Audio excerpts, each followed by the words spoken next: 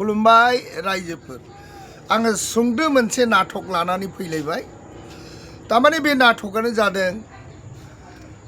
माने कंस राजाहा माने सासेल' नायल' जाल' फिसाला दं आरोखि कंस राजाया बिराद फरायनाय आरोखि बियो माने सासे राजानि फिसा नालाय गिलुब बालुब फरायनाय आरोखि दाना मा जाहैबाय बेहाथ' फरायनानै माने राजानि फिसाखा नालाय माने मा जानो मा लोंनो जेनिबो आंखाल गैया दाना माने कंस राजाया सानबाय आरोखि जोंना फिसालाया एसेबां फरायबाय रोंबाय राबाय बैसोआबो जाबाय दा जोङो बिहामजो लायनांगौ जाबायना बिहामजोखौ जों माबायदि बिहामजोखौ मोनगोन जों बेखौनो सानस'नो हायाखिसै जाबाय आरोखि कंस राजाया तखननाखि रानिया बुंबाय आरोखि बोले नंगौ स्वामी कंस राजा जों नायल' जाल' सासेल' फिसा बिहामजोखौ जों माबायदिखौ मोनगोन मोजांखौ मोनगोन ना गाज्रिखौ मोनगोन एसेबो सानस'नो हाया जों महाराजा स्वामी ओरै जाबाय आरो तखननाखि राजा रानि बिदि सानलायनायाव तखननाखि बिफाया कंस राजाया फिसालाखौ गाबज्रिहरबाय बोले राजकुमार ओरै फैथ' फिसा ओरैनानै बोले मानो आफा आयै आंखौ मानो नांगौ जाखो बोले खोनासं फिसा नोंथ' देरबाय लावबाय लेखा फराबो रोंबाय जों एसे गिदिर राजा रानि दा जों राजा रानि नालाय नोंहाबो बैसो जाबाय दा जोंहाबो बोराय बुरै जाबाय दा मोनब्ला नोंनो बिहामजो लायनानै होफैसिगौमोन आरो ओरै होननानै बुंबाय आरोखि फिसालाखौ तखननाखि फिसाला राजकुमारा बुंबाय नंगौ आफा नोंसोर जुदि बिहामजो लायनो लुबैबायबा बिहामजो लानो लुबैबायबा थिक लायनो हागोन आफा नोंसोर जाबायदि नायना लायो आं बेखौनो लागोन आफा ओरै जाबाय आरोखि होमब्लाथ' थिगैनो दं आफा ओरै होननानै बिफाया बुंबाय आरोखि कंस राजाया तखननाखि बिमायाबो बुंबाय मोजां फिसा खुब मोजांनि बाथ्रा होमब्लाथ' माबायदि बिहामजो मोनगोन जोङो माने साधु बाबानाव नायखाङै जानांसिगोन माबायदि बिहामजो मोनगोन आरो हाबाया माबोरै जागोन जों बेखौ साधु आफानाव सोंना लायैनि ओरै जाबाय आरो तखननाखि बिफा फिसा बिमा राजाया एखेबारे साधुखौ लेंहरबाय आरोखि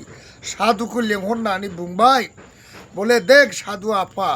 जोंहाथ' इसिबां धन सम्पति जानो लोंनो जेनिबो आंखाल गैया आरो आं जाबाय कंस राजा दा नायल' जाल' सासेल' फिसाला जोंहा दा नायल' जाल' फिसाला नालाय दा जोङो बिहामजो लायनो नागिरदों दा जों माबायदि बिहामजोखौ मोनगोन दा बेखायनो नोंनाव सोंनो नागिरदों आरोखि ओरै होननानै बुंबाय तखननाखि साधुआ बुंबाय साबगौ महाराजा आरो रानि बिमा नोंहा जुदि बिहामजोखौ माबोरै मोनगोन माबायदि मोनगोन होननानै जुदि नोङो आंखौ नायनो थोनबाय जेला होमबा आङो माने नायनोसै ओरै होननानै साधुआ गावनि आखायाव माने इन्द्रुबाला लानानै नायबाय आरोखि नायबाय दाना साधुआ नायखांनानै बुंबाय बोले महाराजा आरो रानि बिमा जोबोद दुखुनि बाथ्रा बुंब्लाबो मा जागोन बुङाबाबो मा जागोन किन्तु मोनसे खोथा महाराजा ओरै जाबाय आरोखि तखननाखि कंस राजाया बुंबाय बोले साधु आफा नों जे नायखांबाय मा मोनखो आरो मा जागोन ओरै होननानै तखननाखि बुंबाय आरोखि देख महाराजा नोंनि फिसानि खाफाला जोबोद गाज्रि बिराद गाज्रि खाफाला जै दिन नों बिहामजो लायगोन ओइदिन नों हाबा होगोन बे हाबा खालिनो नोंनि फिसालानि थैनांगौ दिन जाबाय आरोखि हाबाब मा बुंखो नों साधु आफा आंनि फिसालाया बिहामजो लायखालि हाबा जाखालि ओइदिननो थैगोन मा होननाय जाखो आसरित बेथ' माब्लाबाबो जानो हाया साधु आफा आं एसे गिदिर राजा कंस राजा आंनि फिसानि हाबायाव बेबायदि जुदि आंनि फिसाया थैनांगौब्ला बेखौ आं मालाबाबो फोथाया आरो बे जानाय नङा साधु आफा आं फोथायाखिसै दे नायनोसै आंबो ओरै होननानै माने कंस राजाया साधुनो दान दक्षिणा हरनानै साधुखौ थोनहरासै आरो दानिया साधुआ थांबाय नालाय दाना नायनि माबादि आंनि बिहामजो लायब्ला आंनि फिसाला थैयो आंबो दिनै दानो माने नायनोसै बिहामजोखौ होननानै थिग बियो सासे राजानाव थबगां राजानाव बियो खबर लाबाय आरोखि थबगां राजाहाबो फिसाजो सासे दङनो आरोखि थबगां राजाहाबो फिसाजो सासे दङ दा बे थबगां राजानावनो बियो राजा रानि खबर लानानै थांनोसै आरोखि बिनि फिसाजोखौ नायनो थांनोसै गाबोन अखानायब्लानो थांनोसै दाना बेबायदिनो रायलायनानै थाग थियारि जाबाय गाबोन अखानायब्लानो थबगां राजानि फिसाजोखौ रायलायहैनो बिहामजो लाबोनो दाना थबगां राजायाबो बेहाबो नायल' जाल' सासेल' फिसाजो फुलसिरि दं बे फिसाजो फुलसिरिनि थाखाय माबादि बिजामादै मोनगोन बेनिनो सिन्था बिसोराबो थबगां राजा रानियाबो आं माबादि बिजामादै मोनगोन नायल' जाल' सासेल' फिसाजो जोंनि खाफालाव माबादि बिजामादै लिरदों बेखौ जों सानस'नो हाया जाबाय आरोखि नायनोसै जों माबादि बिजामादै मोनो माब्ला जों अबाव मोनगोन बेखौ जोंबो साननांगौ जाबाय ओरै होननानै थिग थाक बिदिनो बिसोर सानलायबाय नालाय अखानायै नै कंस राजाया सान्थ्रिफोरखौ लानानै थांबाय आरोखि थबगां राजानाव फिसाजोखौ नायनो तखननाखि सान्थ्रिफोरखौ लानानै थांबाय नालाय थाङै थांनानै तखननाखि थबगां राजाखौ गाबज्रिबाय महाराजा जों नोंथांनिसिम फैदों ओरै होननानै तखननाखि थबगां राजाया राजा रानिया नुहुरनानै बुंबाय हाब नोंथाङा मानो फैदों बुं मा खोथा दं आरो आंनाव मानो फैदों सान्थ्रि फान्थ्रि लानानै नोंथाङाथ' कंस राजासो नङा होमबा ओरै होननानै बुंलायलायबाय आरोखि औ आं कंस राजा आं नोंथांनिसिम फैनाय जादों आरोखि ओरै होनबाय तखननाखि थबगां राजाया बुंबाय खुलुमलायनानै दे कंस राजा नोंथां मानो फैदों जोंनाव नोंथाङा फोरमायदो होननानै तखननाखि कंस राजाया फोरमायासै दे नोंथाङाथ' बे रायजोनि सासे थबगां राजा दा आंबो मोनसे रायजोनि आंबो कंस राजा दा आंहा नायल' जाल' सासेल' फिसाला राजकुमार दङ दा बे फिसालानो आङो बिहामजो नायनो थाखाय नोंथांनाव फिसाजो दं होननाय खोनानानै आङो नोंथाङा हरना हरा बेखौनो सोंनो फैनाय जादों आरोखि जाबाय आरोखि कंस राजाया बिदि जाबाय तखननाखि थबगां राजाया बुंबाय हाब जोबोद मोजांनि बाथ्रा नोंथाङा जुदि आंनि फिसाजोखौ नायनो बा रायलायनो फैबायबा साबगौ बिराद मोजां आंहाबो नायल' जाल' सासेल' फिसाजो दङ फुलमति बे फिसाजोखौ आंहाबो बिजामादै मोजां मोनब्ला हरखानांगौ थिगैनो दं होमब्ला नोंथाङा आंनि फिसाजोखौ फुलसिरिखौ लांनो हागोन जाबाय आरोखि ठीक আছে बिदिबालाय बिदिनो जाथोंसै ओरै होननानै नोंथांनि फिसाजोखौ आं हाबा खालामनो लांनो थारिख लालायनोसै ओरै जाबाय तखननाखि राजा सानैबो थबगां राजाबो आरो कंस राजाबो दिन थारिख दानलायलायबाय आरोखि दे होमबालाय उमुक दिनानो जाथोंसै पुर्निमा अखाफोर गावदां सान गोरलै दिनावनो नोंथांनि फिसाजोखौ लांफैनोसै ओरै होननानै बेबायदि रायलायजोबनानै जायै लोङै बिदाय लालायबाय आरोखि थादो नोंथां बिदिब्ला आङो दिन थारिख फैबानो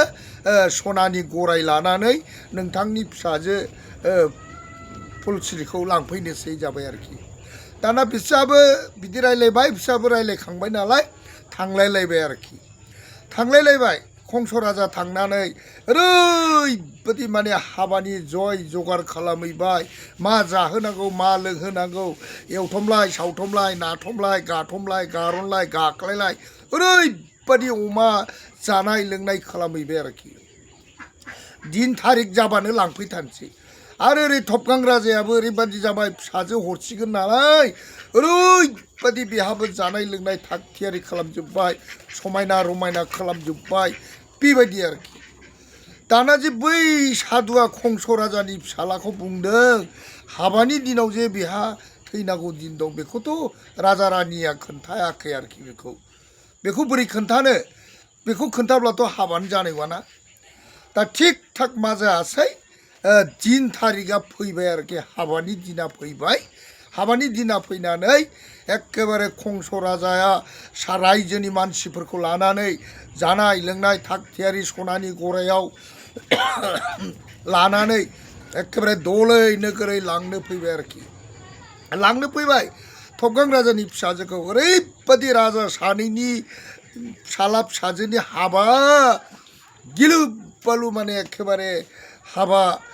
जानाय लोंनाय खालामबाय हाबा जाबाय आरोखि एसे समावनो हाबानि समावनो एखेबारे बबेनिफ्राय एखेबारे जोमै खानानै अखा हानानै ओरैबादि बारहुंखा ओरैबादि अखा दामब्रा हानानै सारन्थाइ गावनानै हाबानि समावनो एखेबारे फिसाला कंस राजानि फिसालाखौ सारन्थाइ गावासै आरो जै गावबाय लोगो लोगोनो एखेबारे हौवा गोदाना कंस राजानि फिसालाया जायगायावनो माने सारन्थाइजों थैबाय आरो बे हिन्जाव गोदानाबो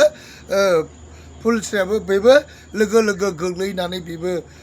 माने थैबाय आरो ओरैबायदि दुखु गोनां बाथ्रा आरोखि नायदो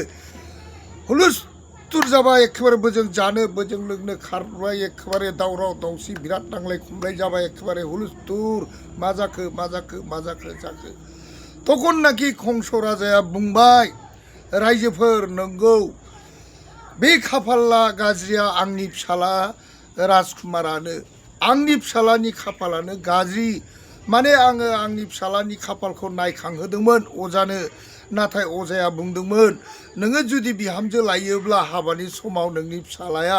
माबा मोनसे जाना थैगोन होननानै नंमारगौ खिन्थु आं राजा गिलु बालु गिदिर राजा हिसाबै आं बेबादि जागोन आं फोथायाखैमोन नाथाय नंमारगौ सैथो बाथ्रा एखेबारे आं दा नुबाय आंनि फिसालायाबो थैबाय नोंथांनि फिसाजोआबो थैबाय नायदो बेबायदि जायो आरोखि जों बेखौनो माने बिदि जागोन सानाखैमोन आङो मा खालामनो बेबायदि बिसिनि खाफालनि माने लिरनाया बिथांनाबो फिसाजो सासेल'मोन आंनाबो फिसाला सासेल'मोन एसेयावनो सानैबो जिउ जोब्बाय मा खालामनो बे दाया सोरनि बेफोर गासिबो आनान गसाइनि लिरनाय रायजोफोर गोरोन्थि जादोंब्ला निमाहा गोजोन्थों।